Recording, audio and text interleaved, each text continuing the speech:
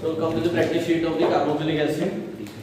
और शीट में देखोगे तो शुरुआत में आपको क्या दिए हुए हैं, नॉमेनक्लेचर। तो नॉमेनक्लेचर आप कर दोगे, उसको मैं यहाँ पे प्रैक्टिस नहीं कर रहा हूँ।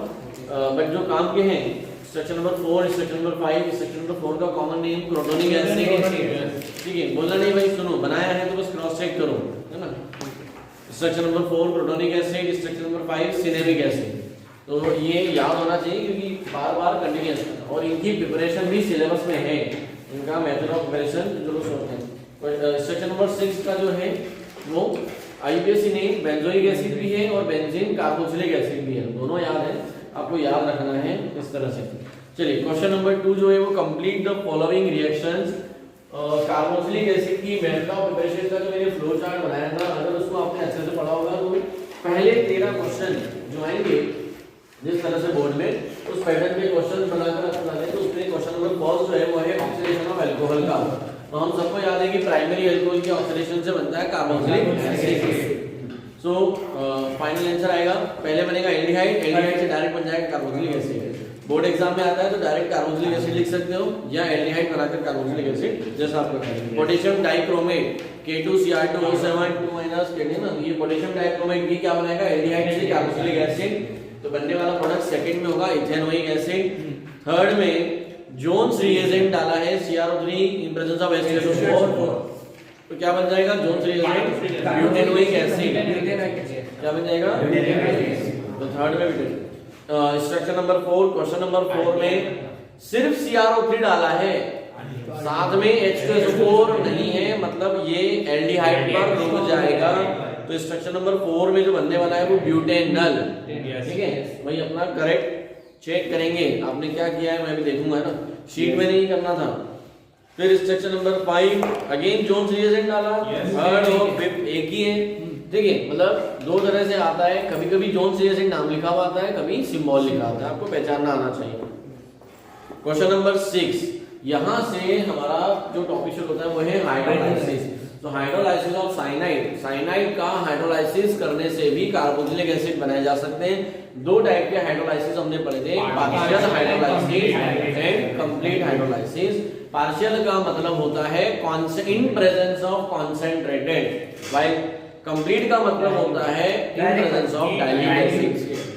बट लिखने बोलचाल की भाषा में कॉन्सेंट्रेटेड डाइल्यूट इस्तेमाल करते हैं, हमें सिंबल से पहचानना होता है कि कौन सा केस कॉन्सेंट्रेटेड का है और कौन सा डाइल्यूट का है, मतलब कौन सा कंप्लीट है और कौन सा पार्शियल है। तो क्वेश्चन नंबर 6 में एरो पे देखोगे तो H प्लस H2O, सिर्फ H प्लस H2O लिखा है मतलब पार्शियल, और H3O प्लस साथ में डेल्टा हीट का सिंबल है, मतलब हमें कंप्लीट हाइड्रोलाइसिस कराना है। सो क्या बन जाएगा, सेकंड वाले केस में प्रोपेनोइक एसिड और ऊपर वाले केस में प्रोपेनामाइड, अमाइड बन जाएगा। क्या बन जाएगा, अमाइड। तो ये देखो propane 1 nitrile, this is propane 1। कभी-कभी बच्चे क्या करते हैं, प्रोपेन 1 नाइट्राइल ऐसा बना देते हैं भाई कि 1 में नाइट्राइल, ऐसा चमत्कार नहीं करना। प्रोपेन मतलब का मतलब ये होता है कि 3 कार्बन की चेन, इसका नाम है ब्यूटेन 1 नाइट्राइल। अगर ऐसा कोई चमत्कार किसी ने किया हो तो बता देना भाई। This is propane 1 nitrile, propane 1 nitrile से बनेगा propanamide, this is your amide CONH2, okay. और दूसरे केस में बनेगा प्रोपेनोइक एसिड। ये कब बनेगा, जब H3O प्लस, सिर्फ H3O प्लस होगा, लेकिन जब H3O प्लस के साथ डेल्टा भी होगा तो ये बनेगा, ऐसा ना? यस, मोरा नकीब कंफ्यूज हो रहा है। H3O प्लस मतलब होता है H प्लस H2O, एक ही बात है। H3O प्लस लिखो या H प्लस H2O लिखो, ठीक है। चलिए, ये था reaction number 6। Reaction number 7 amide. Amide का अभी अमाइड हीट बनाना हो तो और पानी डाल के हीट कर दो, यस, वापस ये बन जाएगा, ये साइड हो गई ना। चलिए, एसिड क्लोराइड रिएक्शन नंबर 8 का ऊपर वाला है एसिडिक हाइड्रोलाइसिस, नीचे वाला है एसिडिक हाइड्रोलाइसिस। तो रिएक्शन नंबर 8 में RCOCl में जब आप H plus H2O acidic hydrolysis कराते हो तब तो कार्बोक्सिलिक एसिड लगता है, लेकिन यहाँ बनेगा कार्बोक्सिलेट आयन RCOO माइनस। मान लो अगर हमने NaOH की प्रेजेंस में रिएक्शन कराई तो Na लग जाएगा, यहाँ Na लग जाएगा। बन जाएगा सोडियम कार्बोक्सिलेट। क्या बन जाएगा? Sodium carboxylate. अभी इतना प्यारा क्वेश्चन नहीं आएगा, इतना प्यार मोहब्बत से नहीं पूछेंगे वो लोग ना, क्वेश्चन जालिम तरीके से पूछेंगे। जालिम तरीके से how can you prepare sodium salt of butanoic acid from acid chloride. अभी क्वेश्चन को सुनो, क्या बनाना है? Sodium salt of butanoic acid. मतलब 1 2 3 4 ये दिख रहा है भाई? यस। ये बनाना है, लेकिन किसी ना किसी एसिड क्लोराइड से बनाना है। यस। किसी ना किसी, उन्होंने रिएक्टेंट दे दिया, लेकिन रिएक्टेंट भी जालिम तरीके से दिया है, ठीक है, और रिएजेंट भी पूछा है आपसे। यस। मतलब उन्होंने क्वेश्चन की लैंग्वेज समझ में आई। How can you prepare sodium salt of carboxylic acid, या नाम क्या हो जाएगा?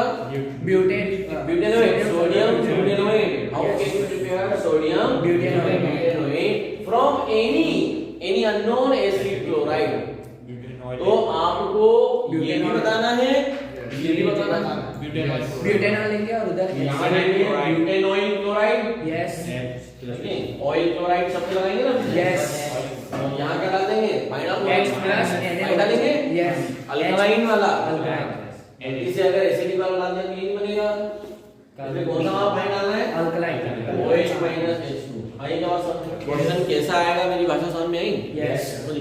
तो सीबीएसई वाले ऐसे क्वेश्चन, वो तो इसलिए उन्होंने देखो यहाँ पे R लगा के देते हैं कि ये R से यहाँ पे वो कुछ भी लगा के दे देंगे, आपको कोई सा भी रिएक्टेंट देके कोई सा भी प्रोडक्ट बनाने को दिया जा सकता है। तो ऐसा स्टूडेंट तभी कर सकता है जब उसके माइंड में फ्लो चार्ट याद हो। अगर आपको पता हो कि कार्बोक्सिलिक एसिड को बनाने के कितने रास्ते हैं, वो सारे रास्ते अगर याद है तो आप इस टाइप के क्वेश्चन अटेम्प्ट कर सकते हैं। क्वेश्चन को अटेम्प्ट करने की प्रैक्टिस करना होगी, प्रैक्टिस करोगे फ्लो चार्ट को याद करके तो इजीली आ जाएगा। चलिए क्वेश्चन नंबर 9 पे आते हैं। Question number 9, benzoic ethanoic anhydride. उसमें अगर पानी डाल दोगे तो दो एसिड बनेंगे, benzoic acid plus ethanoic acid. Benzoic acid plus ethanoic acid, ये है structure number 9। Structure number 10, question number 10 में एस्टर दिया है। अब एस्टर का भी दो पार्ट दिया है, acidic hydrolysis and alkaline hydrolysis. तो यहाँ एस्टर बना देता हूं, कोई भी एस्टर ले लो भाई। मान लीजिए मैंने ये एस्टर ले लिया COC2H5 और इसका एसिडिक हाइड्रोलाइसिस कराया H+H2, इसमें पानी डाला और OH- H2O, इसमें अल्कलाइन हाइड्रोलाइसिस। जब मैं एसिडिक हाइड्रोलाइसिस कराता हूं तो ये वाला हिस्सा तो अल्कोहल बनाएगा, ये वाला हिस्सा एसिड बनाएगा, तो हमें मिलेगा propanoic acid plus ethanol C2H5OH। लेकिन जब मैं अल्कलाइन कराता हूं तब मुझे एसिड मिलने की बजाय उसका आयन मिलेगा, यानी propanoic carboxylate ion plus ethanol. Ethanol तो मिलेगा ही, लेकिन साथ में ये भी मिलेगा। भाषा समझ में आई? यस। तो एस्टर का एसिडिक हाइड्रोलाइसिस और एस्टर का जो अल्कलाइन हाइड्रोलाइसिस होता है, मान लो यहाँ पे मैंने NaOH की प्रेजेंस में कराया, किसके प्रेजेंस में? NaOH। तो बनने वाला प्रोडक्ट क्या होगा? CCCONA हो जाएगा। यस, ठीक है। इसे समझाने के लिए भाई, लिखने के लिए नहीं है, आप इसको सिर्फ सुनो, समझो। गलत हुए हैं तो घर जाके वापस से प्रैक्टिस करो, आंसर लिखो मत लो, लिख लोगे और रटोगे, फिर से कोशिश करो, एक बार दो बार तीन बार प्रैक्टिस करोगे, थर्ड बार में तो सारे प्रोडक्ट सही बना लोगे। तो आंसर लिखने के ध्यान देने के बजाय कॉन्सेप्ट को सीखो। तो ये method, the alkaline hydrolysis of ester is known as saponification. क्या बोलते हैं उसे? सैफोनिफिकेशन। ये सोप फॉर्मेशन की मेथड। ये क्या बन गई? अल्टीमेटली सोप बन गई। Sodium salt of carboxylic acids are known as soap. उन्हें क्या कहते हैं? सोप कहते हैं। तीसरा मैंने हम लोगों को सरफेस केमिस्ट्री में पढ़ाया है, जहां हमने कपड़े धोना सीखे थे। ठीक है, कपड़े धोने की प्रक्रिया सीखी थी कि कपड़े कैसे धोए जाते हैं, उसका प्रिंसिपल मतलब मैंने सोप की डेफिनेशन से पढ़ाया। ठीक है, तो ये वाला सब हो गया भाई। और सबसे दमदार, मजेदार और सबसे इंपॉर्टेंट महत्वपूर्ण क्वेश्चन है क्वेश्चन नंबर 11।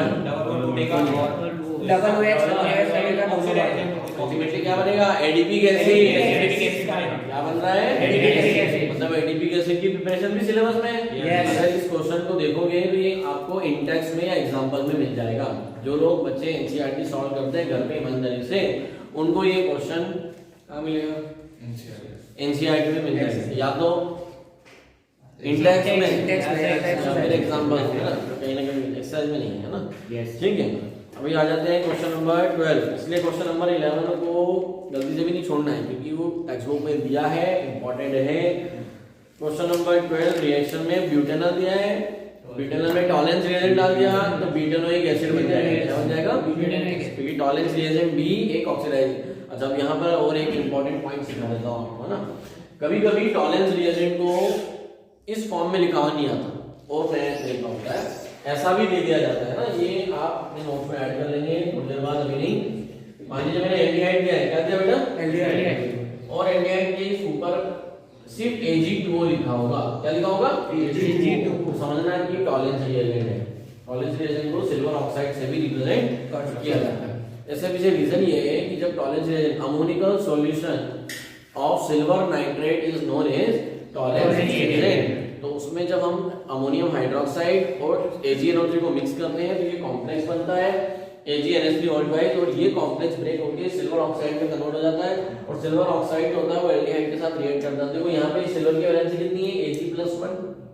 और उसके बाद क्या होगा? कार्बोक्सिलिक एसिड बन जाएगा और 2Ag बाहर डिपॉजिट हो जाएगा। कहाँ पे डिपॉजिट हो जाएगा? टेस्ट ट्यूब की वॉल पे। और वो जो ग्लास की टेस्ट ट्यूब है वो क्या बन जाएगी? मिरर बन जाएगी। That's why it is known as silver mirror. ये सब याद किसको आएगा? जो हम अच्छे से पढ़ रहे होंगे, रिवाइज कर रहे होंगे। यहाँ तक समझ में आई बात? मुझे में last and question number 13 from Grignard reagent this reaction is used in ascending order conversion. अगर एक कार्बन बढ़ाना हो तो आप इसका इस्तेमाल कर सकते हैं। तो एक कार्बन बढ़ाने के लिए हम इसको इस्तेमाल में डाल सकते हैं ना भाई? बोलते ही नहीं हो। यस बोलो भाई। यस समझ में। सो C2H5 MgBr की कार्बन डाइऑक्साइड से रिएक्शन कराएंगे बन जाएगा प्रोपेनोइक एसिड। क्या बन जाएगा? Propanoic acid. तो यहाँ तक मैंने आपको होमवर्क में दिए थे। रिएक्शन नंबर 14 से केमिकल प्रॉपर्टीज शुरू हो जाती है। तो पहले केमिकल प्रॉपर्टीज को पूरा पढ़ेंगे और केमिकल प्रॉपर्टीज पढ़ने के बाद फिर ये वाली शीट आप लोग सॉल्व करेंगे। No, this is the most important portion of the chapter, chemical properties of carboxylic acids. ये कौन-कौन सी केमिकल प्रॉपर्टी शो करता है, कौन-कौन सी रिएक्शन देता है। अगेन मैं फिर से बार-बार ऑर्गेनिक के हर लेक्चर में ये सेंटेंस रिपीट कर रहा हूँ। फ्लो चार्ट्स याद होंगे, इंपॉर्टेंट इसलिए होते हैं कि फ्लो चार्ट से आपको अगर रिएक्टेंट और रिएजेंट मिल जाए तो प्रोडक्ट बनाना सीखना है। So with the help of flow chart, any type of reaction is given, then you can convert to a particular product. So chemical property of carboxylic acid है, इसका मतलब ये फ्लो चार्ट ये बता रहे हैं कि यहाँ पर सारी रिएक्शन किससे होगी? Carboxylic acid. रिएक्टेंट तो मिल गया। yes. अब क्या चाहिए? रिएजेंट। अब हमें क्या चाहिए? रिएजेंट चाहिए। तो हमें प्रोडक्ट बनाना सीखना है। ये फ्लो चार्ट ये बताएगा। इसकी हेल्प से तो एवरी जितने ज्यादा से ज्यादा फ्लो चार्ट्स को, मेथड ऑफ प्रिपरेशन और केमिकल प्रॉपर्टीज के फ्लो चार्ट्स को बार-बार मन से बना के प्रैक्टिस करो। आप उनको एक-एक पेज बना लो। एक पेज पे अल्कोहल का प्रिपरेशन का फ्लो चार्ट, एक पेज पे अल्कोहल की chemical property, hello alkane, hello arenes का सबका प्रिपरेशन और केमिकल प्रॉपर्टीज का ऐसा एक-एक सिंगल पेज पे फ्लो चार्ट बना लो। और उसको एक ऐसा पजल की तरह या प्रैक्टिस की तरह की, एक दिन में ये देखा फिर इसको प्रैक्टिस करना। डेली पूरा ऑर्गेनिक आप सिर्फ 4 से 5 दिन में स्ट्रॉन्ग कर सकते हो अगर आप सिर्फ रोज 2 फ्लो चार्ट याद कर लो, एक सुबह और एक शाम। ये रोटेशन भी अगर बनाकर समझोगे तो इंपॉर्टेंट होगा। सो केमिकल प्रॉपर्टीज कार्बोक्सिलिक एसिड की किस पार्ट में डिवाइडेड है? ऑलरेडी इसका नाम ही शो करता है कि ये एसिड है। ये कैसे है ये हम कैसे शो करते हैं? तो सबसे पहली वो सारी रिएक्शन देखेंगे, the reaction due to OH cleavage. कौन सी reaction? OH cleavage. Reaction due to OH cleavage. OH के बीच का बॉन्ड तोड़ते हैं। यस। फिर हम वो रिएक्शन देखेंगे, reaction due to involvement of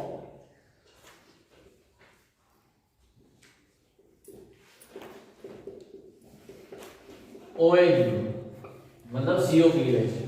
अभी कार्बोक्सिलिक एसिड का H पार्टिसिपेट करेगा, वो रिएक्शन जिसमें कार्बोक्सिलिक एसिड का OH पार्टिसिपेट करता है। OH दे रहा है, इसका मतलब ये बेस नहीं बन गया, OH पार्टिसिपेट कर रहा है, OH दे नहीं रहा है। दोनों वर्ड में अंतर है, ठीक है। Reaction due to the involvement of H, reaction due to involvement of OH। फिर वो रिएक्शन देखेंगे, reaction due to involvement of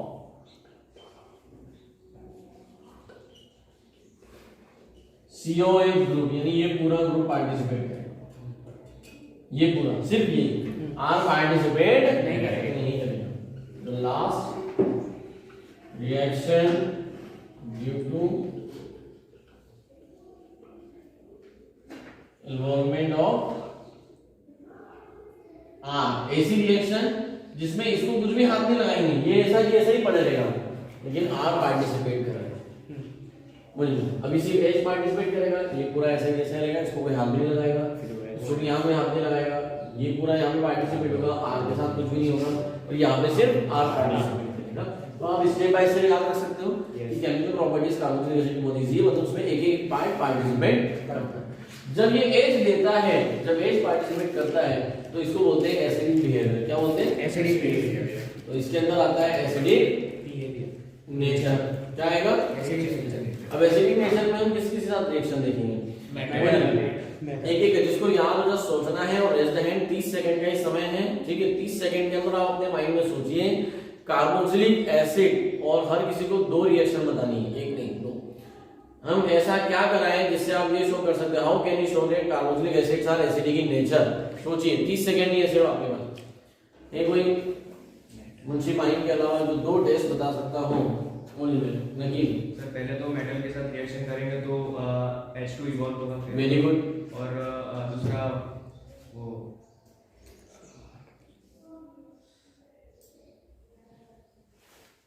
Patel sir जब कार्बोनेट आयन बनेगा तो सर उसके रेजोनेटिंग स्ट्रक्चर वो इससे वो है सर लैब में प्रूफ करना है, रेजोनेंस लैब में दिखता नहीं है। लैब में ऐसी कौन सी रिएक्शन कराओगे जिससे आप ये प्रूफ कर सकते हो कि ये एसिड नेचर का होता है? अनस सर उसकी रिएक्शन बेस से करवाएंगे। Reaction with base from salt and water. बोलिए बाकी कार्बोनेट के साथ भी रिएक्शन करेंगे तो CO2 गैस इवॉल्व होगा। तो यहाँ पर, और वो जो बाइकार्बोनेट वाली है, तो अभी मैं यहाँ पे वापस आऊंगा तो क्या देखो, हमेशा जब भी किसी को एसिड प्रूफ करना हो तो उसके लिए कराया जाएगा रिएक्शन विद मेटल। मेटल में कुछ भी लिया जा सकता है, सोडियम, पोटेशियम, एल्यूमिनियम, ठीक है। मेटल के साथ रिएक्शन कराई, then reaction with base, concentrated base like NaOH, litmus paper test. आप लैब में लिटमस पेपर टेस्ट भी करा सकते हो। और लास्ट है reaction with sodium bicarbonate, reaction with sodium bicarbonate. तो ये एसिडिक नेचर। तो H क्लीवेज, OH क्लीवेज में एक ही रिएक्शन आती है एसिडिक नेचर, और एसिडिक नेचर पे ये 4 है, ठीक है। ये 4 में देखना है। आई बात समझ? Now come the reaction due to involvement of OH। जब OH पार्टिसिपेट करता है तो एसिडिक रिएक्शन हम ऑलरेडी देख चुके हैं अल्कोहल में, दैट इज एस्टरिफिकेशन। क्या है? एस्टरिफिकेशन। हमने पढ़ा है ना कि जब कार्बोक्सिलिक एसिड और अल्कोहल आपस में रिएक्ट करते हैं तो एस्टर बनता है, और जब एस्टर बनता है तो कार्बोक्सिलिक एसिड का OH पार्टिसिपेट करता है, H पार्टिसिपेट नहीं करता, उसे बोलते हैं एस्टरिफिकेशन। एस्टरिफिकेशन के बाद reaction with PCl5, reaction with PCl3, reaction with SOCl2। ये वही सारी रिएक्शन है। क्या आप में से किसी के माइंड में क्लिक कर रहा है कि ऐसे तीनों हमने कहीं ना कहीं देखे हैं? डिप्रेशन ऑफ हैलोअल्केन्स फ्रॉम अल्कोहल, और वहां पे भी तो OH हटाया ना, और यहाँ पे भी क्या होगा? OH हटेगा और Cl लगा देगा। देखो इसका प्रोडक्ट तो खुद ही ने बना लिया, ये तो बनाने की जरूरत नहीं है। क्या बनेगा? Acid chloride. OH हटाओ, Cl लगाओ, OH हटाओ, Cl लगाओ। लेकिन इनमें प्रोडक्ट के साथ साथ बाय प्रोडक्ट भी इंपॉर्टेंट होते हैं। क्यों होते हैं तो वहां पे देखेंगे, ठीक है। आप सबको पता है क्यों है। देन एसोसिएटेड के बाद रिएक्शन में अमोनिया, रिएक्शन में अमोनिया एक बेस है, उसको यहां पे डाल सकते थे, बट क्यों नहीं डाला? क्योंकि हम इसमें अमाइड बनाएंगे। क्या बनाएंगे? Amide. So acidification, PCl5, PCl3, associated reaction with ammonia, ये सब किसमें आती है? OH। फिर ये वाला पार्ट है हमारा COH का इन्वॉल्वमेंट। तो COH इन्वॉल्वमेंट में 2 पढ़ेंगे, रिडक्शन एंड डीकार्बोक्सिलेशन। ये जो डीकार्बोक्सिलेशन वाला जो हिस्सा है ये हम 11th में पढ़ चुके हैं। इसी में एक और रिएक्शन का लेते हैं, कोल्बे इलेक्ट्रोलाइसिस। कोल्बे इलेक्ट्रोलाइसिस, ठीक है। रिडक्शन दो लोगों से करा सकते हैं, तीन लोग हैं। रिडक्शन के लिए तीन reducing agent, LiNH4, B2H6 डाइमोरेन in presence of ether and hydrogen in presence of nickel। तो तीन रिड्यूसिंग एजेंट अवेलेबल हैं इसको रिड्यूस करने के लिए, कार्बोक्सिलिक एसिड को रिड्यूस करने के लिए। And reaction due to involvement of RC, इसके अंदर एक ही रिएक्शन आती है, वो है HVZ, जिसका नाम है हेल-वोलार्ड ज़ेलिंस्की रिएक्शन, ठीक है। आप जैसा पढ़ना चाहो, हेल-वोलार्ड ज़ेलिंस्की, ठीक है, हेल-वोलार्ड ज़ेलिंस्की, जो आपको अच्छा लगे आप अच्छा याद करो HVZ, क्योंकि यहाँ पर क्या है, अल्फा हाइड्रोजन होता है, इसलिए हिंट यहाँ पे लिख देता हूँ, अल्फा हैलोजिनेशन, आपको इसे याद रहेगा कि आपको अल्फा कार्बन के अल्फा हाइड्रोजन को हटाना है, वहां पे क्या लगाना है, हैलोजन लगाना है, ठीक है। This is the complete flow chart for the chemical properties of carboxylic acid. ये पूरा अब कैसे प्रैक्टिस करोगे भाई, कुछ बनाना पड़ेगा, जैसे मैथ्स में फॉर्मूले याद करते हो, फिजिक्स में फॉर्मूले या डेरिवेशन है, ठीक वैसे ही ऑर्गेनिक में ही आपको चार्ट 2-3 बार बनाना है। जब तक आप इसको 2-3 बार बनाओगे नहीं, इंतजार मत करो कि टीचर पनिशमेंट देगा होमवर्क कि आप 4 बार बना के लाना, बेटर है कि हम पूरी समझदारी से पहले उसको बना के रख लें, क्योंकि जैसे ही ऑर्गेनिक फिनिश होगा उसके बाद फ्लो चार्ट बनाओ, कार्यक्रम शुरू हो जाएगा, ठीक है। तो दिन रात रोज 10 फ्लो चार्ट बनाना है, 10 किसको, जिसको याद नहीं जिसको याद नहीं होगा, मेरा रूल आपको पता है कि मैं 10 बार लिखने वाला कार्यक्रम का होमवर्क तभी देता हूँ जब याद नहीं रहता। हिंट काफी है, समझदार को इशारा काफी होता है, जो प्रैक्टिस करके रखिएगा भाई। So put up a heading, acidic nature, the first chemical properties of carboxylic acid, and again we will start with a series of questions. Just we have already saw in the alcohol. In alcohol chapters we have already talked about the acidic property, and in alcohol chapter we have also seen the series of questions.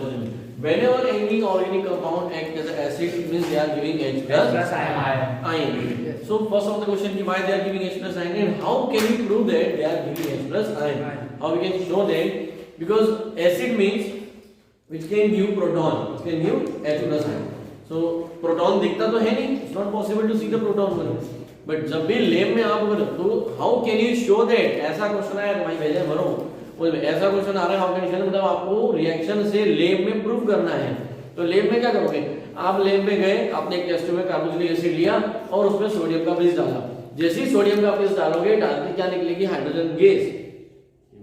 तो hydrogen gas कहां से निकली, उसने अपने hydrogen दिए होंगे तभी निकला ना, ये समझे, क्योंकि हमने एसिड की RCOOH, इसकी रिएक्शन सोडियम, तो टेस्ट ट्यूब में पहले से सिर्फ यही था, इसके अलावा और कोई, और आपने ऐड क्या किया और बाहर निकला हाइड्रोजन गैस, तो यही वाला हाइड्रोजन निकला होगा ना, कोई दूसरा हाइड्रोजन तो आया नहीं। The release of hydrogen gas shows that it is acidic in nature. But carboxylic acid एक स्ट्रॉन्ग एसिड है, कार्बोक्सिलिक एसिड क्या है, स्ट्रॉन्ग एसिड है, और ये सिर्फ हाइड्रोजन नहीं, अगर कोई एसिड सोडियम बाइकार्बोनेट के साथ रिएक्ट करें और कार्बन डाइऑक्साइड गैस रिलीज करें, तो release of carbon dioxide gas also shows that it is carbon dioxide बिल्कुल इफरवेसेंस, और सोडियम बाइकार्बोनेट टेस्ट आप प्रैक्टिकल में परफॉर्म करोगे, इसलिए और वाइवा में पूछा भी जाता है, टीचर पढ़ाता जरूर लेकिन हमको याद नहीं आती कि वहां पे कवर हो गई है, तो अपने माइंड में सेट करो कि ये रिएक्शन आएगी प्रैक्टिकल में, वाइवा में आप जर्नल में लिखोगे भी, functional group detection test, sodium bicarbonate को फंक्शनल ग्रुप डिटेक्शन टेस्ट कहा जाता है, रिएक्शन रटना नहीं पड़ेगी। तो अगेन सीरीज ऑफ क्वेश्चंस पहले लिखते हैं और उसके साथ में सारे कवर करते चलते हैं। लिख लो सारे पहले question. First, how can you show that carboxylic acid are acidic in nature, बताओ, how can you show that carboxylic acids are acidic in nature, ये फर्स्ट क्वेश्चन। सेकेंड क्वेश्चन लिख लो भाई।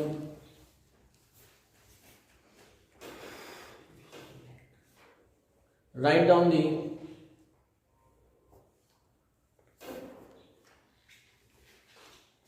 laboratory, write down the laboratory functional group detection test, write down the laboratory functional group detection test of carboxylic acid.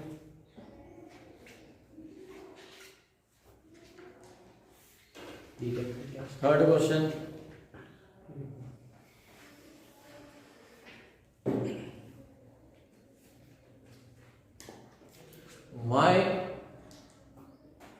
why any carboxylic acid shows acidic behavior? Why any carboxylic group shows acidic behavior?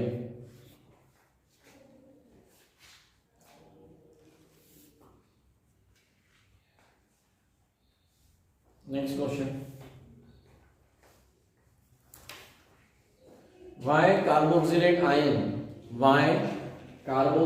ions are more stable than carboxylic acid? Why carboxylate ions are more stable than carboxylic acid?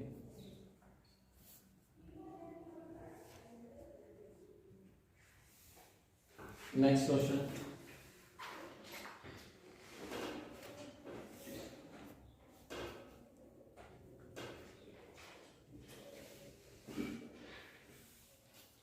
how can you show that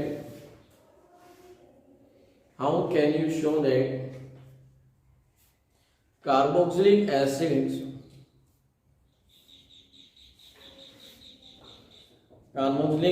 are stronger acid than alcohol and phenol?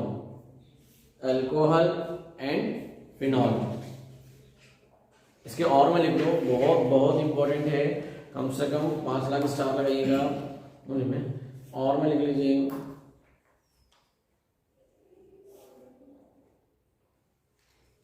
how can you distinguish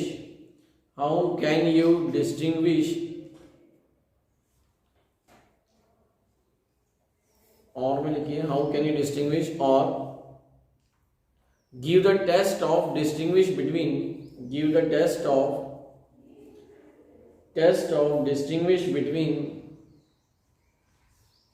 acidic nature of alcohol, phenol and carboxylic acid. Alcohol, phenol and carboxylic acid. तो acidic nature का ये part 1 है। उस part 1 पे इतने questions मैंने लिखाए हैं। अभी 1 बाय 1 सारे क्वेश्चंस के आंसर हम देखते चलते हैं। कॉन्सेप्ट को क्लियर करो, एकदम से लिखना नहीं है। ये सारे क्वेश्चंस के आंसर मैं ले रहा हूँ, मैं समझाने की कोशिश करूंगा। इसको सेंटेंस में अरेंज करके बोर्ड डायग्राम बना लोगे क्वेश्चन को ध्यान। तो पहला क्वेश्चन है, how can you show that they are acidic in nature? तो with the help of following 3 reaction, देख लो भाई, following 3 reaction, with the help of following 3 reaction we can show that they are acidic in nature. First, reaction with metal RCOH plus Na, metal के साथ reaction कराएंगे। मैंने heading भी direct reaction करा रहा हूँ, RCOH plus Na बन जाएगा RCONA। बैलेंस करना चाहो तो बैलेंस कर सकते हो, वरना 1/2 H2 भी लिख सकते हो। यहाँ पे 2 लगा देता हूँ, यहाँ 2 लगा देता हूँ, तो आपको ध्यान रहेगा प्लस H2। तो ये गैसियस फॉर्म है। The release of hydrogen gas shows that it is acidic in nature. Second, reaction with base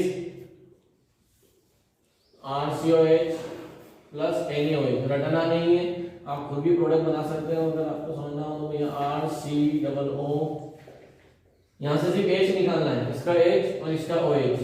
तो ये डॉट आपको समझाने के लिए बना रहा हूँ, ठीक है। आपको ध्यान रखना चाहिए, HOH बन गया आपका RCONA plus H2। This is reaction base या न्यूट्रलाइजेशन। इसे क्या बोलते हैं? ये है sodium salt of carboxylic acid या सोडियम कार्बोक्सिलेट। सोडियम कार्बोक्सिलेट नाम याद होना चाहिए। थर्ड, ये इंपॉर्टेंट है, सोडियम बाइकार्बोनेट टेस्ट, इसे बोलते हैं functional group detection test. This is known as functional group detection test. Functional group detection test. उसमें क्या करेंगे, यहां से देखो यहाँ पर RCOH plus NaHCO3 sodium bicarbonate को मैं आपकी सुविधा के लिए ऐसा घुमाकर लिख रहा हूँ ताकि आपको समझ में आए कि क्या होने वाला है। सोडियम ये मैं आपके लिए लिख रहा हूँ, आपको बोर्ड में ऐसा नहीं लिखना है, वरना वो चमत्कार नहीं समझेगा कि क्या लिखा है वो काटने का माल। समझ रहे हो, आपको रिएक्टेंट में प्रोडक्ट बनाना आ जाए इसलिए ऐसा लिखा है, ठीक है। तो सोडियम बाइकार्बोनेट एक्चुअल में लिखा जाता है उसको NaHCO3, this is sodium bicarbonate, ठीक है। तो ये क्या होगा, इसका H और ये HCO3 क्या बन जाएगा, H2CO3। क्या बन जाएगा, H2CO3। प्रोडक्ट बनेगा RCOONA प्लस H2CO3। लेकिन ये जो कार्बोनिक एसिड होता है, कभी भी एग्जाम में ये प्रोडक्ट लेकर नहीं आता। ये आप 11th में लैंग्वेज ऑफ केमिस्ट्री के अंदर मेरे से सीख चुके हो कि जब जब H2CO3 बनता है वो इमीडिएट टूट जाता है H2O प्लस CO2। तो जिसको नहीं पता हो वो कॉपी के टॉप पे लिखेगा कि कार्बोनिक एसिड एक वीक एसिड है, ये बहुत वीक है, बहुत बहुत वीक होता है, जो इमीडिएट टूट जाता है H2O प्लस CO2। देखो इन दोनों को जोड़ दो, ये बन जाएगा। यस, इसलिए यहाँ पर H2CO3 नहीं लिखा जाता, क्या लिखा जाता है, H2O plus CO2। H2O plus CO2, ठीक है। ये ना, ये तीन रिएक्शन है। कार्बन डाइऑक्साइड गैस का रिलीज होना, the release of carbon dioxide gas shows that, और कार्बन डाइऑक्साइड ब्रिस्क इफर्वेशन, एकदम तेजी से निकलती है, बहुत तेजी से बुलबुले के साथ निकलेगी, ब्रिस्क इफर्वेशंस, ब्रिस्क एफर्वेशंस, एकदम तेजी के साथ बुलबुलाहट के साथ निकलेगी, ठीक है। ब्रिस्क इफर्वेशन के साथ इवॉल्व होगी। अब इसको जर्नल में कैसे लिखते हैं, जर्नल में लिखा जाता है, तीन कॉलम बनाए जाते हैं, experiment, observation and influence. Experiment में क्या लिखोगे, ठीक है, take a original sample in which add sodium bicarbonate, solution of sodium bicarbonate. Observation में क्या आएगा, ब्रिस्क इफर्वेशंस। इन्फ्लुएंस में क्या आएगा, carboxylic acid present, carboxylic acid present. तो जो क्वेश्चन लिखा है ना, give the laboratory test of sodium, तो उसको एग्जाम में ऐसे लिख के आना है, और ये नीचे उसकी रिएक्शन। हम क्या सोचते हैं कि ये लिख दिया तो नंबर मिल जाएंगे, मार्क्स पर डिपेंड है। मान लो क्वेश्चन 1 मार्क्स में आया तो भी इतना कॉलम नहीं बनाना है, रिएक्शन लिखी, नीचे प्रूफ कर दिया कि कार्बन डाइऑक्साइड गैस का रिलीज होना है, शो करता है एसिडिक नेचर, ये कार्बोक्सिलिक ग्रुप प्रेजेंट है। क्योंकि पूरी ऑर्गेनिक में कौन ये दे सकता है, सिर्फ कार्बोक्सिलिक ही दे सकते हैं। कौन दे सकता है, ये फंक्शनल ग्रुप प्रेजेंट है। फंक्शनल ग्रुप की डिटेक्शन टेस्ट है, मतलब ये वाले फंक्शनल ग्रुप की। फंक्शनल ग्रुप डिटेक्शन मतलब अननोन फंक्शनल ग्रुप को हम क्या कर रहे हैं, डिटेक्ट कर रहे हैं। क्या कर रहे हैं, डिटेक्ट। ये वो हमारा रिएक्शन एसिडिक नेचर का। How can you show that, इन तीन रिएक्शन से शो करते हैं। फंक्शनल ग्रुप डिटेक्शन टेस्ट भी हुई। अब सवाल उठता है कि भाई ये हाइड्रोजन दे क्यों रहा है, ठीक है, यहाँ पे भी हाइड्रोजन दे रहा है, देखो मिला के उसने सिर्फ हाइड्रोजन ही दिया है ना, बाकी सारा काम तो इससे हुआ है। तो इन तीनों केस में ये अपना हाइड्रोजन दे क्यों रहा है, इसको हाइड्रोजन देने में मजा क्यों आ रहा है, मजा आ रहा होगा तभी दे रहा है, ठीक है। इससे मुझे पढ़ाने में आ रहा है, आपको पढ़ने में नहीं आ रहा होगा, ठीक है। तो हाइड्रोजन क्यों दे रहा है, क्योंकि हाइड्रोजन को देने के बाद उसको ज्यादा स्टेबिलिटी मिलती है। और ऐसे ही हमने अल्कोहल में पढ़ा था, समझ में, क्योंकि अल्कोहल में बनता है अल्कोक्साइड आयन और फिनॉल में बनता है phenoxide ion. Phenoxide ion is more then, वैसे ही स्टेटमेंट यहां आएगा। तो ये लाइन कब लिखना है भाई, हर जगह नहीं लिखना है। जब आपसे पूछा जाए कि ये एसिडिक नेचर क्यों देता है, ये एसिड है, ये प्रूफ कर दें, लेकिन ये एसिड क्यों है, ये क्वेश्चन कौन से लाइन नंबर थर्ड। तो पहले दो क्वेश्चन कैंसिल हो गए, दूसरा क्या था, ये लैबोरेटरी तीसरा question carboxylic group shows acidic. तो लिख लो भाई थर्ड क्वेश्चन का आंसर, थर्ड क्वेश्चन का आंसर लिख लो। Because carboxylate ion is more stable than carboxylate ion CO minus carboxylate ion is more stable than carboxylic acid. That's why they give H plus ion. That's why they give H plus ion. Carboxylate ion is more stable than carboxylic acid.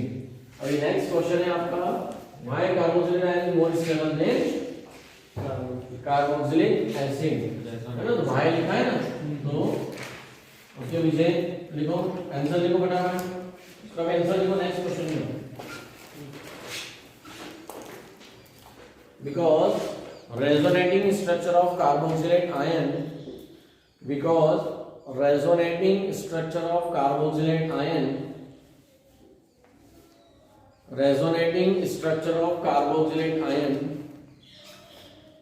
is more equivalent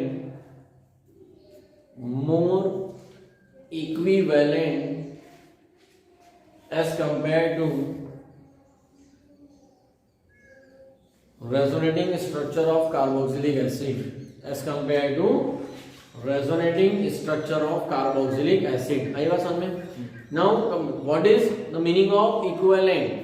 What is the meaning of equivalent? equivalent का मतलब क्या है? जब figure देखोगे तो समझ में आएगा, है ना? यहाँ नंबर का नहीं है, वो जी में क्या किसी को पता हो तो जब मुझसे बता सकता है ना भाई। कंपैरिजन करेंगे, लेकिन कंपैरिजन में इक्विवेलेंट का मीनिंग क्या है? देखो अगर ये वाले नहीं लिखा तो बोर्ड वाला वाकई में नंबर नहीं देगा, कॉम्पिटिटिव में भी नंबर नहीं मिलेंगे हमें। हमें दोनों के क्या बनाने पड़ेंगे? नहीं देखिए जरा, चलो ये कौन है? Carboxylic acid. ये कौन है? ये कार्बोक्सिलिक आयन है।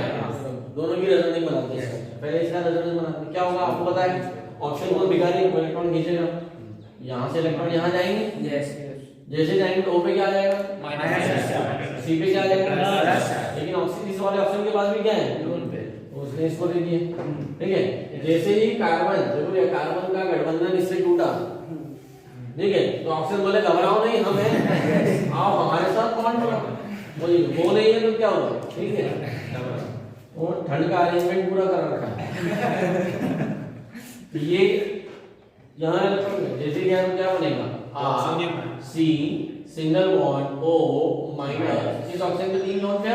Yes, double bond O H plus, ठीक है? अभी ध्यान रखना, मैं इतनी प्यारा ट्रिक देने वाला हूँ, अगर वो दिमाग में सेट कर लिया तो आप कभी भी इक्विवेलेंट नॉन इक्विवेलेंट का मीनिंग भूलोगे नहीं, और जेई का क्वेश्चन भी लगा पाओगे। क्योंकि रेजोनेटिंग स्ट्रक्चर कुछ आपके सामने ना बड़े बड़े अजीब से स्ट्रक्चर एग्जाम में बना के दे देते हैं और पूछते हैं कि बताओ इनमें से कौन स्टेबल है कौन अनस्टेबल है। तो स्ट्रक्चर को देख के कैसे बताया जा सकता है, उसका तरीका समझ में आएगा। अभी ये कार्बोक्सिलेट आयन है, ये कार्बन पूरा फोकस यही करना भाई, ध्यान देना, तो भटकाना नहीं है ना, ऐश्वर्या मानते बाद में सोचेंगे। ये इलेक्ट्रॉन दे रहा है, यस यहाँ, और इधर से यहाँ चलेंगे, ठीक है? तो इसका जो रेजोनेटिंग स्ट्रक्चर बनेगा C, यहाँ पे आ जाएगा डबल बॉन्ड O, यहाँ हो जाएगा सिंगल बॉन्ड O माइनस, अच्छा भाई? यस। तो सर किया कि आप लोगों ने उल्टा क्यों किया है इसके अंदर, लेकिन ये जो घूमना होता है इसी को तो क्या बोलते हैं? रेजोनेंस, ठीक है? अभी मैं क्या बना रहा हूँ? This is the symbol of equivalent. अब जो बनेगी इनकी इक्विवेलेंट स्ट्रक्चर यानी resonance hybrid, resonant hybrid structure जब इसका बनाएंगे R C single bond O H दोनों तरफ बनेगा, यस। और देखो इस O पे माइनस, इस O पे प्लस, ठीक है? फिर क्या होगा? कभी इस पे माइनस, कभी इस पे प्लस, लेकिन किसी न किसी O पे एक प्लस या माइनस तो, ठीक है? तो हम यहाँ लगाते हैं पार्शियल प्लस पार्शियल माइनस। ये किसका है? Carboxylic acid. अभी इसका जो रेजोनेंस हाइब्रिड स्ट्रक्चर बनेगा उसमें क्या बनेगा? R C single bond O dash partial bond partial minus, इधर भी पार्शियल माइनस आएगा। क्या अभी आप में से किसी को आंसर नजर आ रहा है? देखो इसकी भी दो रेजोनेटिंग स्ट्रक्चर, इसकी भी दो रेजोनेटिंग स्ट्रक्चर, इसमें भी चार्ज घूम रहा है, इसमें भी चार्ज घूम रहा है, तो फिर ये बोल रहे हैं कि ये ज्यादा स्टेबल है इससे, क्यों? Just less than Anas sir, वहां पार्शियल माइनस पार्शियल प्लस है और नीचे पार्शियल माइनस पार्शियल माइनस, उसके लिए वर्ड चाहिए। ऐसा हम एग्जाम में तो लिख नहीं सकते ना, बोर्ड में इसमें नंबर नहीं मिलेंगे। तो इसका RHS का हम फिर से रेजोनेंस करेंगे तो उसके जहाँ माइनस पार्शियल माइनस है वहाँ पार्शियल प्लस आ जाएगा, और इसमें जहाँ पार्शियल प्लस है वहाँ पार्शियल माइनस आ जाएगा, लेकिन उसका एडजस्ट करेंगे तब ऊपर पार्शियल माइनस ही रहेगा और नीचे भी पार्शियल माइनस ही रहेगा, चेंज नहीं आएगा कुछ भी। highly electronegative oxygen possess positive charge, that's why it is unstable. ये स्टेटमेंट बहुत काम का है, लेकिन मैं इस स्टेटमेंट से भी ज्यादा अच्छा स्टेटमेंट उम्मीद कर रहा था। आप सबको मैंने इनॉन से सिखाते आ रहा हूँ, एक पॉइंट हम लोगों ने सीखा है वो में charge is inversely proportional to stability. जितना ज्यादा चार्ज उतनी कम स्टेबिलिटी। उतनी कम स्टेबिलिटी। चार्ज क्या होना चाहिए? स्प्रेड हो जाना चाहिए। डीलोकलाइजेशन ऑफ चार्ज और स्प्रेडिंग ऑफ चार्ज। अभी ध्यान से समझो, मैं इसको थोड़ा सा फिजिक्स के लैंग्वेज में मान लो सपोज थोड़ी देर के लिए कि ये जो माइनस चार्ज है ये 10 कूलम है, ठीक है, ये 10 कूलम का चार्ज है, ये प्लस जो है ये 10 कूलम, ये माइनस 10 कूलम। इन दोनों में क्या होगा? इसने अपने 10 कूलम इसको दे दिए, इसने इसके 10 कूलम इसको दे दिए, कोई फर्क पड़ा क्या? नो नहीं पड़ा। असल में इसकी जेब में 10 रुपए थे, इसकी जेब में 10 रुपए, इसने इसका 10 का नोट ले लिया, उसको उसका 10 का नोट ले लिया, कुछ फर्क नहीं, कोई फर्क नहीं पड़ा, सिर्फ नोट तो बदला है, क्वांटिटी उतनी की उतनी है। इसके पास 10 रुपए थे, में 5 इसको दे दिए, 5 इसने ले लिए। क्या हुआ? Spreading of charge. चार्ज क्या हो गया? Spreading of charge. जितना कम चार्ज स्टेबिलिटी। कार्बोक्सिलेट आयन में चार्ज स्प्रेड हो रहा है, जबकि कार्बोक्सिलेट में चार्ज स्प्रेड नहीं। ये लाइन जो मैंने बोली है ये कॉम्पिटिटिव की है, ठीक है। आपको स्प्रेडिंग ऑफ चार्ज तो पता होना चाहिए, बट बोर्ड वाले जो आंसर चाहिए वो मैंने क्या लिखवाया? Equivalent and non equivalent. अभी ध्यान से ना, सेंटेंस को ना बहुत प्यारे क्वेश्चन अटेम्प्ट कर सकते हो जीओसी के। अगर बोलिए मैं अब हेडलाइन सुनो, भाई पेपर की हेडलाइन क्या है? बोलिए मैं, भिखारी ने दान दिया।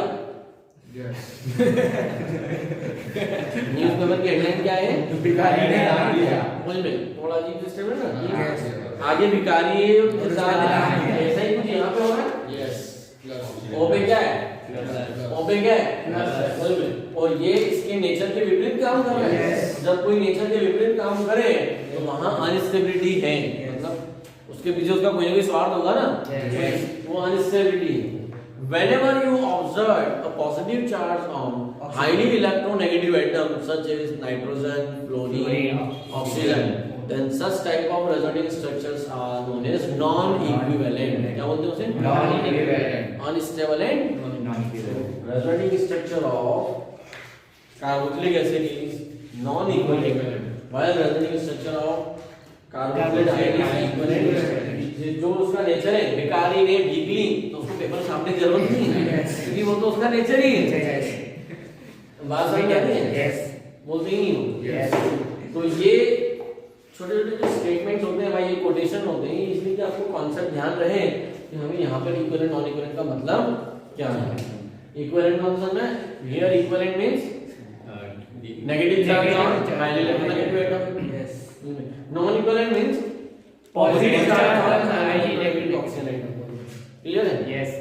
तो एक रिजल्ट ये लिखवाया है, रिजल्ट लिखने के बाद आपको ये फिगर बनाना है और साथ में एक और लाइन में ऐड कर देना है, ठीक है, spreading of charge in case of carboxylate ion there is a spreading of charge, and we know that spreading of charge is directly proportional to stability. Means more the spreading of charge, more the stability. आप directly ऐसा university ऐसा word exam में लिख नहीं सकते हैं। तो अभी हम जो मैं लाइन में लिखवा रहा हूँ, आपको बस क्या करना है, जो सेंटेंस मैंने लिखाया है उसके नीचे स्पेस छोड़ना है, ये बनाने के लिए ये बनेगा, और उसके नीचे क्या लिखना है वो लिखो। From the resulting structure, it's clear that from the above mentioned resulting structure, it's clear that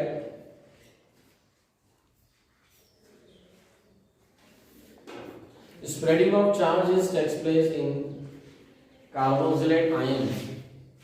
Spreading of charge occur in carboxylate ion, and we know that more is the spreading of charge, more is the stability, and we know that more is the spreading of charge, more is the stability. भाषा समझ में आई? Yes.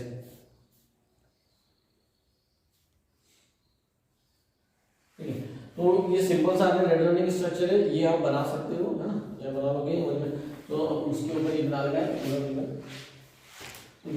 अभी जो question है ये बहुत प्यारा question है, इंपॉर्टेंट है। अगर आप बोर्ड प्रीवियस सीबीएसई के पुराने क्वेश्चन उठा के देखोगे, इवन इन जेईई नीट में भी पुराने प्रीवियस जो पहले आते थे, तो शायद अब कम हो गए क्योंकि इतनी बार पूछ लिए कि वो पूछते नहीं, बट कभी कभी पेपर को इजी बनाने के लिए उस सेक्शन में कोई ना कोई सेक्शन में वो होता है अल्कोहल, फिनॉल और कार्बोक्सिलिक एसिड। तो इसकी पूरी टेबल बना रहा हूँ, आप टेबल को ध्यान से देखो।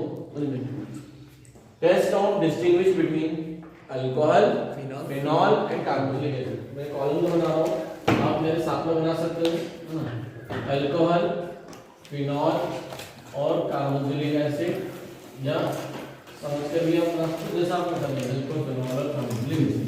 इन तीनों की एसिडिक स्ट्रेंथ को हम कंपेयर कर रहे हैं इनमें। So reaction with metal, reaction with base,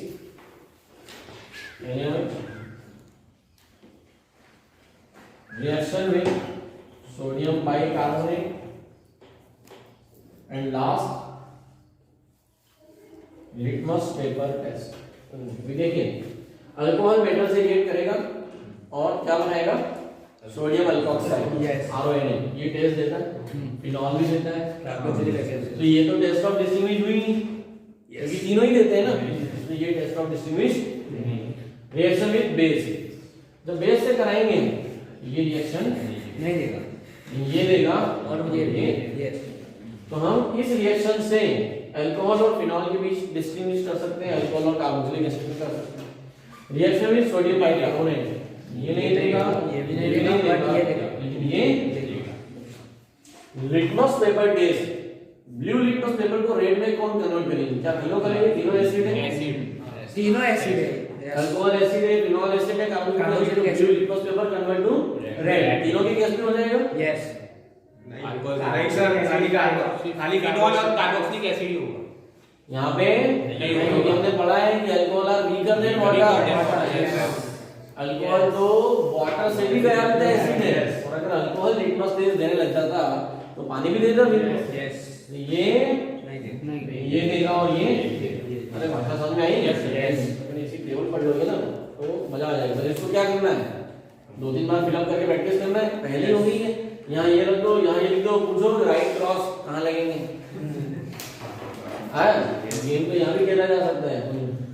this is about the test of distinguish between alcohol and carboxylic acid. बन गई सभी की भाई? यस। मैंने कहा था सामने बनाते जाना। हेडिंग डालो part 2, comparative study of carboxylate ion and phenoxide ion, या ऐसा भी डाल सकते हो कंपैरिजन बिटवीन, कंपैरिजन अभी एसिडिक के अंदर ही चल रहा है sir, comparison between carboxylate and phenoxide. यहाँ हमारा बंगाली जो क्वेश्चन कर रहा है उसका आंसर भी वही देगा कि ऐसा क्यों होता है। बोलिए, हमने क्वेश्चन किया कि फिनॉक्साइड आयन में नंबर ऑफ रेजोनेंस स्ट्रक्चर ज्यादा होती है, ठीक है, तभी ये क्वेश्चन देगा ना आपके यहाँ पे। बाकी सबके दिमाग में आना चाहिए कि वो क्या क्वेश्चन है, ठीक है। अभी सब ध्यान से समझो, मैंने कहा था कि series of question alcohol, phenol और कार्बोक्सिलिक एसिड तीनों में एक जैसी होती है। फिनॉल एक एसिड है, ये भी एसिड है, ये भी मेटल के साथ रिएक्शन देता है, ये भी मेटल के साथ, बेस के साथ में। Phenol is also acidic in nature, carboxylic acid by their acidification, क्योंकि phenoxide ion is more stable than phenol, carboxylic ion is more stable than carboxylic acid. अभी समझो, लिखना कुछ नहीं। तो ये सबसे ज्यादा ये स्टेबल है क्योंकि इसका फिनॉक्साइड स्टेबल है, एसिडिक नेचर दे रहा है, इसका कार्बोक्सिलिक आयन स्टेबल है। But acidic nature of carboxylic acid is more than phenol. जब भी हमने रिएक्शन देखी ना, कौन सी, sodium bicarbonate test, sodium bicarbonate test phenol नहीं दे सकता, लेकिन ये दे रहा है। और कार्बन डाइऑक्साइड गैस रिलीज भी हो रही है, इससे ये पता चलता है कि ये फिनॉल से भी ज्यादा अच्छा एसिड है, मतलब ये फिनॉल का बाप है। तो ऐसा क्यों, पहला सवाल तो ये उठता है कि तो इसका आंसर ये आता होगा कि इसका कार्बोक्सिलेट आयन फिनॉक्साइड आयन से ज्यादा स्टेबल होगा। Yes. तो सवाल ये है कि व्हाई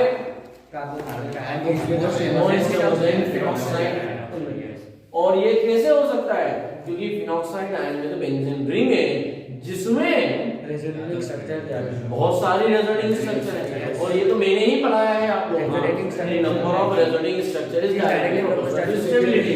तो उस हिसाब से फिनॉक्साइड आयन कार्बोनेट आयन से ज्यादा स्टेबल होना चाहिए और इसका एसिडिक नेचर ज्यादा होना चाहिए। ठीक है, तो भाई अभी हम तो यहाँ पे आंसर देने वाले हैं, लेकिन हमारा बंगाली पहले से पढ़कर आया है, तो वो पहले बताए कि परफेक्ट आंसर चाहिए मुझे, सिंगल लाइन में आंसर चाहिए। Why phenoxide ion is less stable than carboxylate ion? Sir क्योंकि जो बेंजीन रिंग में जो कार्बन है ना उसके पास नेगेटिव चार्ज आता है, पर इसमें ऑक्सीजन के पास नेगेटिव चार्ज आता है। तो उससे क्या होगा? क्योंकि ऑक्सीजन की इलेक्ट्रोनेगेटिव ज्यादा होती है एज कंपेयर टू कार्बन, इसलिए। अभी जो ये पॉइंट कह रहा है उसी को हम बोर्ड एग्जाम में कैसे लिखेंगे? एग्जाम में आपको कैसे लिखना बेटा? Equivalent and non equivalent. Again फिर से नंबर क्या हो जाएंगे हमारे? कट जाएंगे। हम वहां ऐसा नहीं लिख सकते प्लस या माइनस। सो इक्विवेलेंट मतलब क्या है?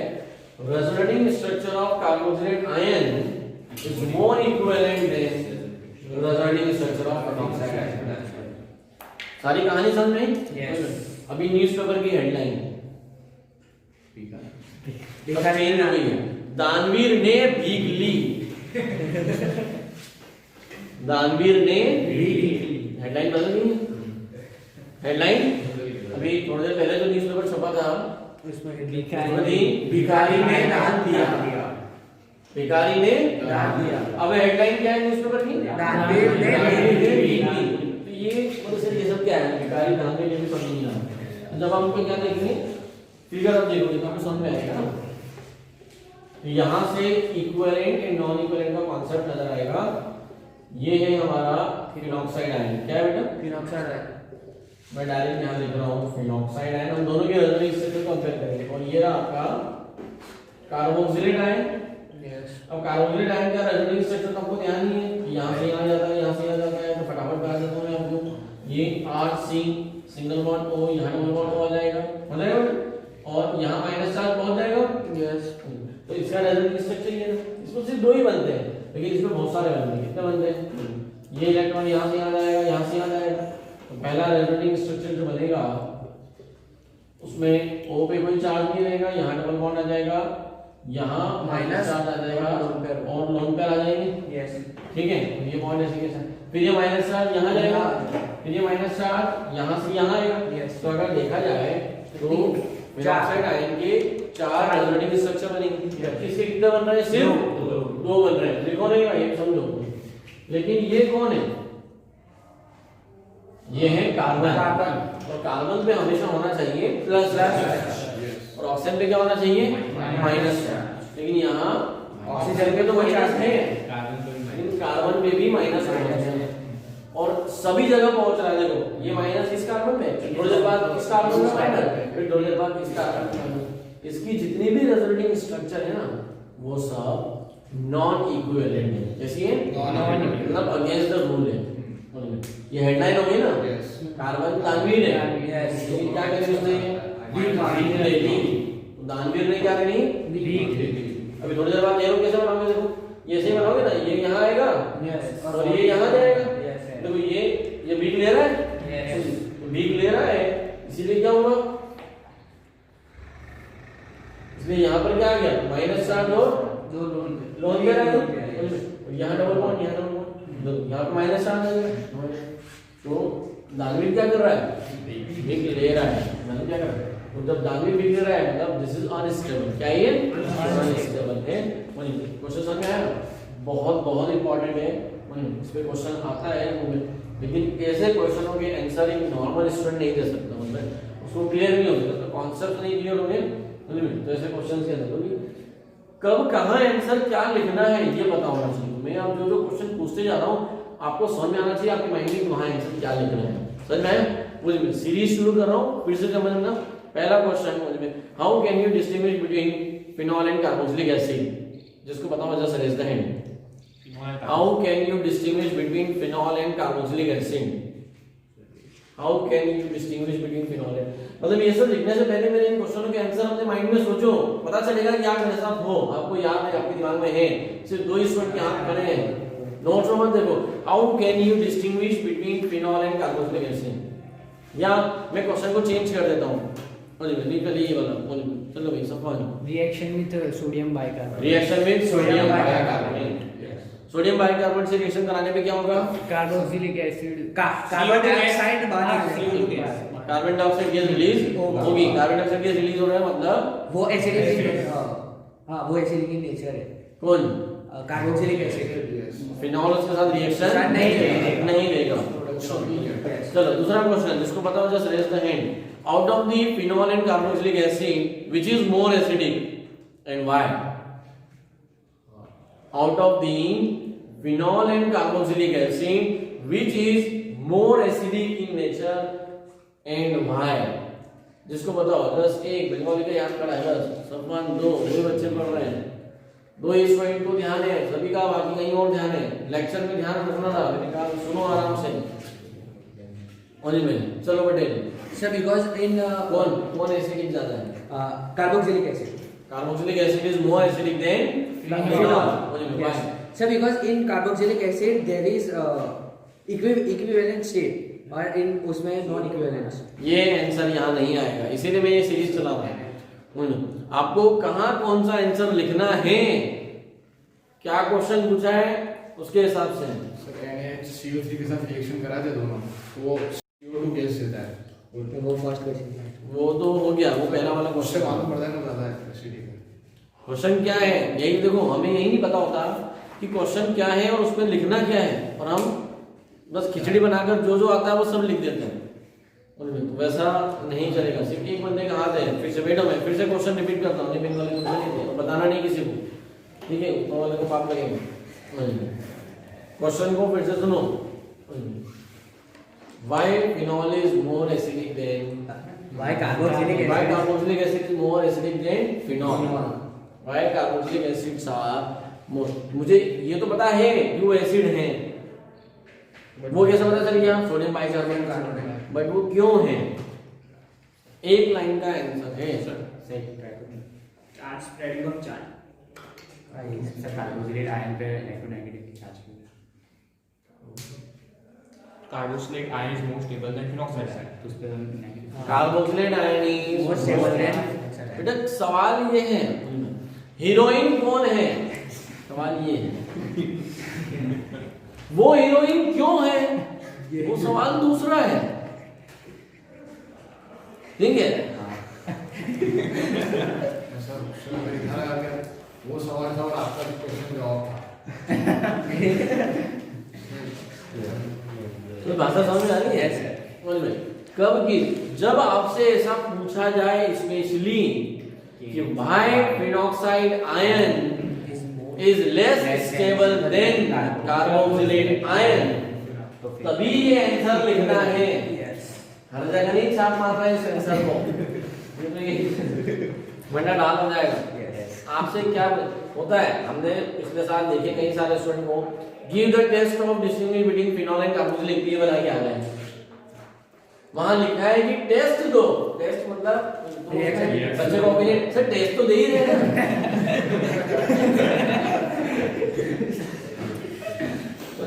तो रिएक्शन नहीं करना भाई, टेस्ट का मतलब है रिएक्शन से प्रूव करके दिखाओ, समझ रहे हो। तो क्या क्वेश्चन आएगा, तो अभी क्वेश्चन की सीरीज समझ में है, यस, तो ये यहाँ पे इतना टाइम इसलिए लिया है क्योंकि इस पे क्वेश्चन आपको ही बनाना है, यस, मैं नहीं दूंगा क्वेश्चन, लेकिन मैं इसका आंसर बता रहा हूँ, वो आपको लिखवा रहा हूँ। Carboxylate ion is more stable than peroxide because the resulting structure of carboxylate ions are more equivalent than structure of peroxide ion, ठीक है। तो इतना लाइन लिख लो, और ये फिगर तो आपके पास है, मतलब इस फिगर की जरूरत नहीं, ये भी आपके पास है, इक्विवेलेंट और नॉन इक्विवेलेंट का मीनिंग लिख लेना। It is non equivalent because carbon negative charge on carbon electropositive carbon, ठीक है। तो हेडलाइन वाला पार्ट याद रखो। तो पार्ट 2 तो हमारा comparison between peroxide and carboxylic ion, इसके बाद आता है पार्ट 3 एसिडिक नेचर के अंदर ही चल रहा है, अभी कार्बोक्सिलिक सबसे बड़ी केमिकल प्रॉपर्टी यही है। एक्चुअल में केमिकल प्रॉपर्टी नहीं है, क्या है, जैसे कॉन्सेप्ट है, जो इंपॉर्टेंट कॉन्सेप्ट है जिसका जनरली इस टॉपिक को इंस्टीट्यूट्स में जीओसी में पढ़ा दिया जाता है, ठीक है, वो लोग जीओसी के अंदर। और सेम यही मैंने आप लोगों के साथ जीओसी में किया है। आपने पुराने नोट्स निकाल कर देखिए जो जीओसी पढ़ाया था, ठीक है, तो उसमें कार्बोक्सिलिक एसिड पे ये वाले क्वेश्चंस पढ़ा दिए हैं ना। तो पार्ट 3 जो है, पार्ट 3 डालिए heading effect of substituents,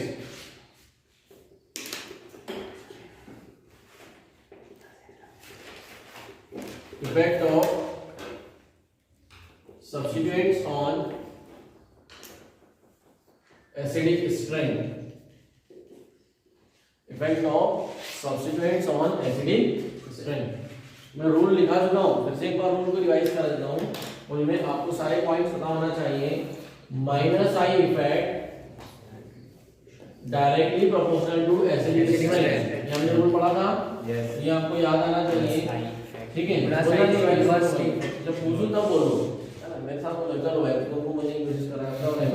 plus I effect is inversely proportional to acidic strength, ठीक है, ये रूल नंबर 2। तीसरा रूल बोलो। 4 रूल लिखा है।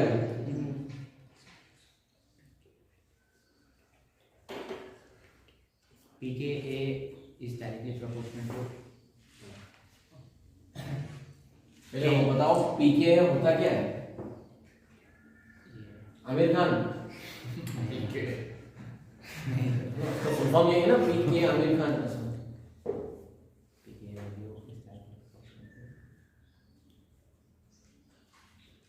मैं लिखता हूँ तो मेरे साथ बोलेंगे, मैं नहीं बोलेंगे। क्या होता है पीके?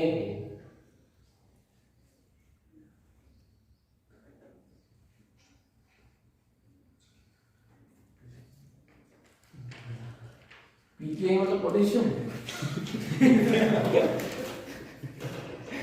तुमको तो जमीन में गाड़ देना चाहिए।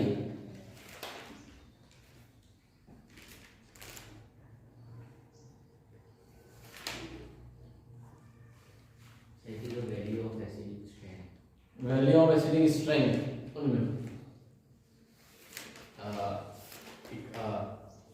minus log of 10 PK अब लिखना तो भाई बोला माइनस लॉग ऑफ K। इसे K का मतलब होता है dissociation constant of acid, power of dissociation constant of acid, power of dissociation constant of acid Pk equal to. और किसी भी एसिड का Ka ज्यादा होना चाहिए, K is directly proportional to acidic strength. ये था हमारा रूल नंबर 3। यस, और पीके इनवर्स ही होगा। पीके होना चाहिए इनवर्सली। चलो पटेल चिल्ला रहा है, जरा पूछते हैं पटेल प्रूफ करके दिखाओ पीके कम होना चाहिए। कैसे प्रूफ करोगे? How can you prove that कि पीके जितना कम पीके उतना अच्छा एसिड? प्रूफ करो। फॉर्मूला तुम्हारे सामने है, मैथ्स के स्टूडेंट को तो आना चाहिए।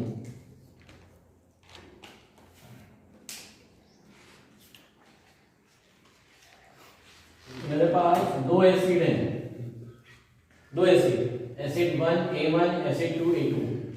इसके Ka की वैल्यू है सपोज 10, इसके Ka की वैल्यू है 100। मुझे भी बताइए कि A2 एक अच्छा एसिड है A1 से, बताओ इसकी, जिसको पता हो जस्ट रेज दैट, इसकी Pk वैल्यू क्या होगी और इसकी Pk वैल्यू क्या होगी? इसकी Pk वैल्यू, इसकी Pk वैल्यू। मैथ्स वालों को आंसर आना चाहिए, हालांकि बायो वाले को भी आना चाहिए, इक्विलिब्रियम पढ़ा है। चिल्लाना नहीं, बस आंसर निकालो। इसमें लॉग टेबल की जरूरत होती है तो देता ही नहीं आपको। बहुत बेसिक से सवाल है सर उधर इतना फिजिक्स पढ़ लिया आपने, इसमें आया है सर, अगर उधर पीके की वैल्यू आएगी -1 इसमें। हाँ, नीचे और नीचे log बेस 10 और K 100, तो वो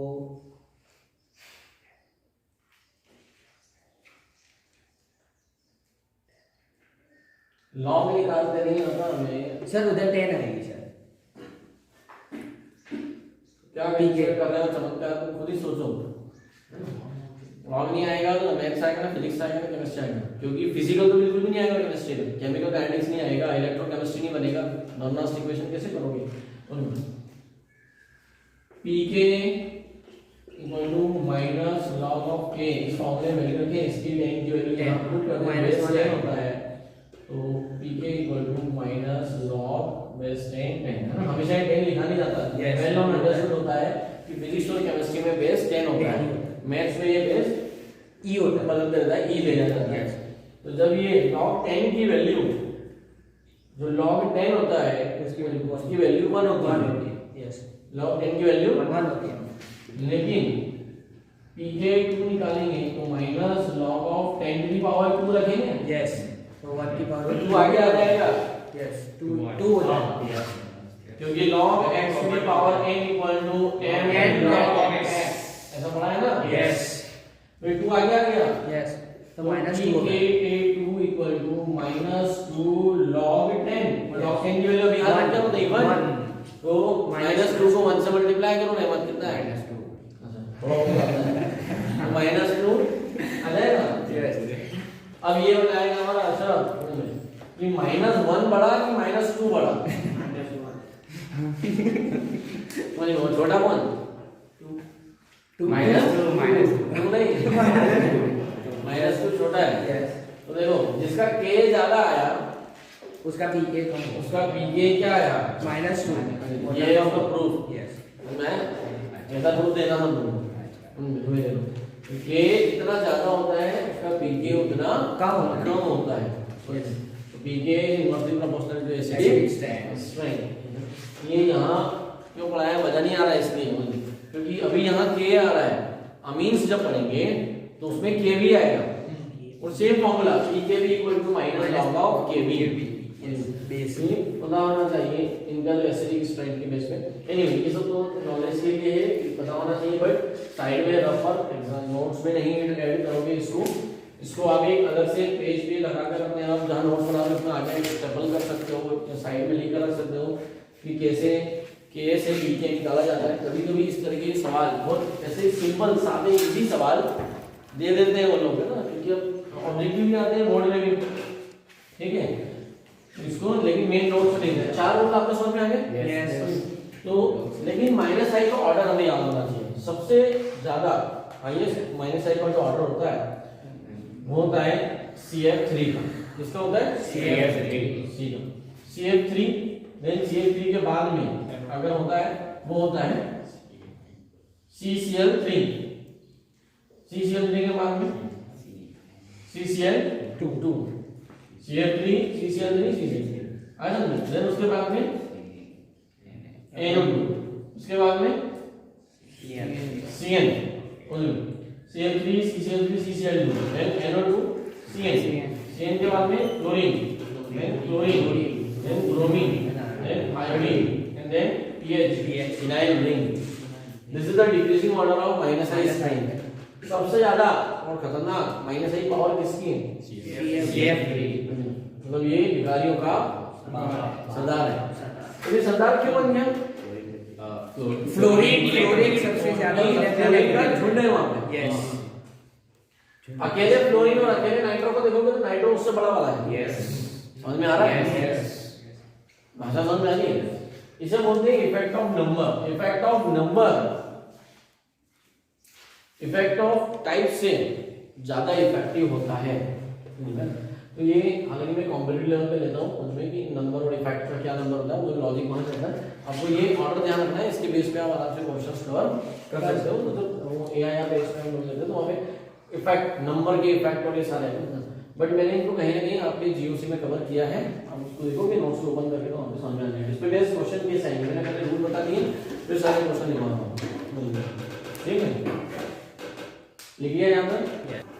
ठीक है, now write down the question based on acidic strength. Effect of substitution का मतलब क्या है कि हम जो भी एसिड हमें दिया होगा उनमें हम ये सब सब्स्टिट्यूट करेंगे, एक हाइड्रोजन हाइड्रोजन इनको रखेंगे और डिक्रीजिंग ऑर्डर में अरेंज करने को। ऐसे क्वेश्चन बहुत पसंद किए जाते हैं एक्सरसाइज में, तो नहीं उस इंडेक्स में भी होंगे, लेकिन बोर्ड क्लियर करने में आपको बहुत ज़्यादा मिलेंगे। कंपैरिजन वाले क्वेश्चन ये पसंदीदा पोर्शन होता है इसको बोर्ड में इसलिए इतना हाईलाइट किया जाता है क्योंकि अगर आप बोर्ड के लिए अगर इस क्वेश्चन को बहुत अच्छे से प्रिपेयर करोगे तो ऑटोमेटिकली नीट और जेईई के लिए आपका ये वाला सेक्शन स्ट्रांग हो जाएगा, क्योंकि जीओसी पे इस पे बेस्ड कोई ना कोई क्वेश्चन आता है, कोई किसी न किसी पेपर या सेट में होता ही। तो लिखो क्वेश्चन फर्स्ट फटाफट। क्वेश्चन वाई या वाई हटा दो, आउट ऑफ कर दो। Out of the ethanoic acid and formic acid, which is more acidic in nature, and why? Out of the ethanoic acid and formic acid, which is more acidic, and why?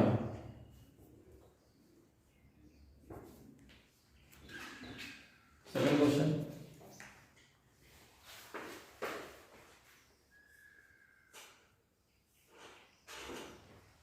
Arrange the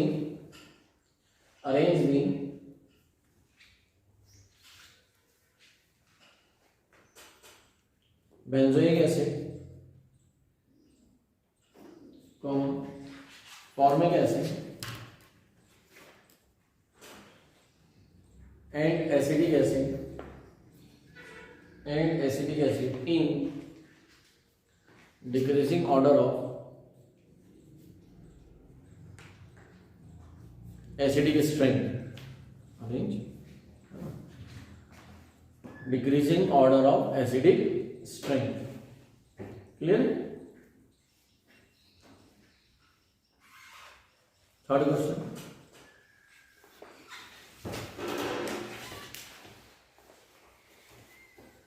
Arrange the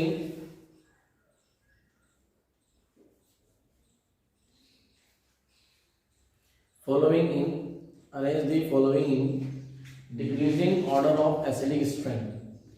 Arrange the following in decreasing order of acidic strength. Following में फटाफट लिखो।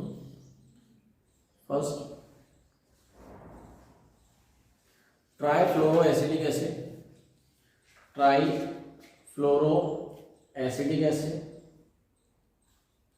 Comma difluoroacetic acid, trifluoroacetic acid, difluoroacetic acid,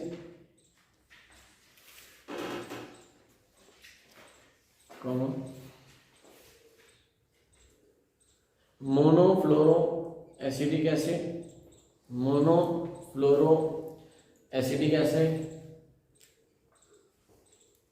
comma mononitro acidic acid. आप चाहो तो line से number wise लिख सकते हो, 1 2 3 4 नंबर दोगे तो बहुत अच्छा रहेगा आपको अरेंज करने में, है ना। 1 2 3 4 ऐसे नंबर दोगे ज्यादा अच्छा होगा। तो क्या दिया मैंने? मोनोनाइट्रो एसिडिक एसिड। नेक्स्ट है monocyano acidic acid, comma propanoic acid, comma formic acid,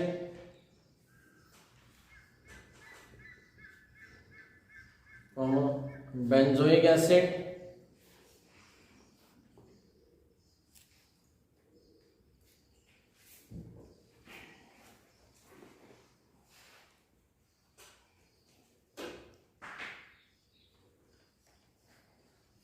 कितना हो गया? 8 monobromo acidic acid and monobromo acidic acid, इनको हमें डिक्रीजिंग ऑर्डर में अरेंज करना है, ठीक है। नेक्स्ट क्वेश्चन लेंगे, question number 4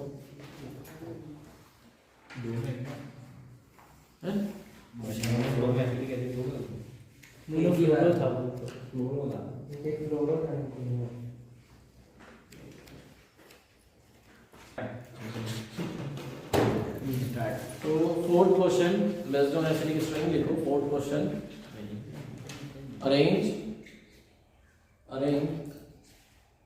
benzoic acid, comma acidic acid, benzoic acid, comma acidic acid, and 2-phenyl ethanoic acid, 2-phenyl ethanoic acid in decreasing order of acidic strength, decreasing order of acidic strength. Fifth question लिखो, heading डाल लेना, fifth question से पहले heading डाल लेना। Aromatic acidic strength, aromatic acidic strength, fifth question से पहले heading डाल लेना एरोमेटिक एसिडिक स्ट्रेंथ, और उसमें बेस एक क्वेश्चन लिख लो, एक ही क्वेश्चन काफी है। Arrange paramethoxy benzoic acid, paramethoxy benzoic acid, benzoic acid and paranitro benzoic acid in decreasing order of acidic strength. अभी देखो भाई, एनसीईआरटी वाले क्या करते हैं, बोर्ड वाले, कॉम्पिटिटिव वाले, मैंने आपसे जो पूछा है वो सारे क्वेश्चन के डिक्रीजिंग ऑर्डर में अरेंज करने को बोले। एसिडिक स्ट्रेंथ मतलब के का डिक्रीजिंग ऑर्डर, वो क्या करते हैं पीके के डिक्रीजिंग ऑर्डर में, पीके के इंक्रीजिंग ऑर्डर, मतलब चेंज कर सकते हैं, शब्दों के साथ खेलते हैं। लेकिन उनको शब्दों के साथ जितना खेलना है खेलने दो, आप मत हिलो, वो जितना हिला रहे हैं उनको ठीक है, इधर ऊपर नीचे जो भी करना है करने दो, हमारा कॉन्सेप्ट नहीं हिलना चाहिए भाई। समझ रहे हो, मालूम पड़ा कि वो इंक्रीजिंग बोले तो अपन इंक्रीजिंग डिक्रीजिंग, आप एक अपना फिक्स पकड़ के चलो, हमें के उसमें अरेंज करना है। एक बार के का ऑर्डर आ गया तो उनसे आप सब बना लोगे, पी के का इंक्रीजिंग में बना लोगे, पी के का डिक्रीजिंग में बना लोगे, जैसा बोला जाए वैसा अरेंज कर लोगे। समझ में आया भाई?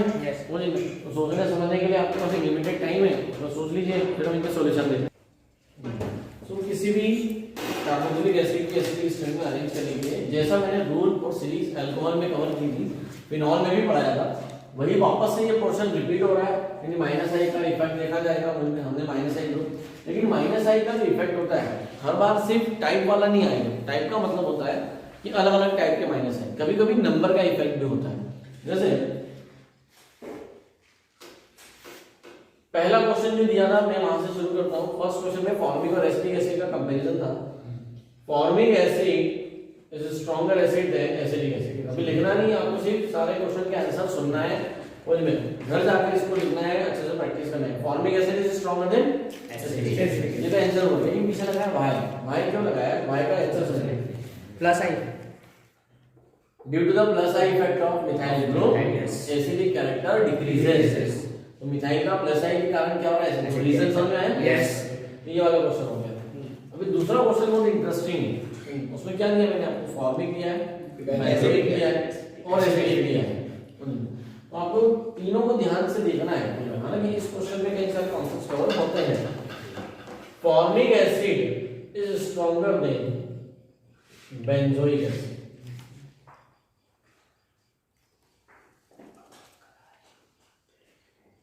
But benzoic acid is stronger than acetic acid. Aromatic acid, ये aromatic है, लेकिन ये किससे लीक है? फॉर्मिक से लीक है।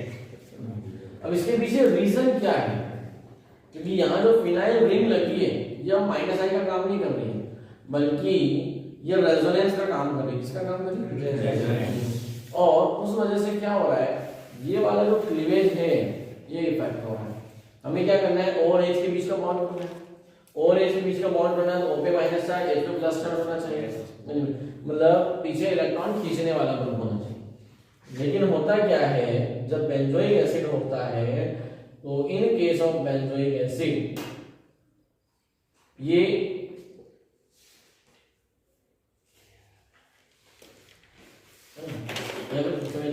जो डबल बॉन्ड है ना भाई, ये डबल बॉन्ड कहाँ आ रहा है? ऊपर आ रहा है। ये कहाँ आ रहा है? ऊपर। नहीं समझे? यहाँ पे देखो, क्योंकि ये क्या है? मेटा डायरेक्टली है। क्या है? बेटा डायरेक्ट। ये ऐसा ऊपर है, ध्यान आ रहा है? हाइड्रोकार्बन सॉरी जीओसी में प्लस एम और माइनस एम इफेक्ट पड़े, ऐसा बोलते हैं माइनस एम इफेक्ट। क्या बोलते हैं? Minus M.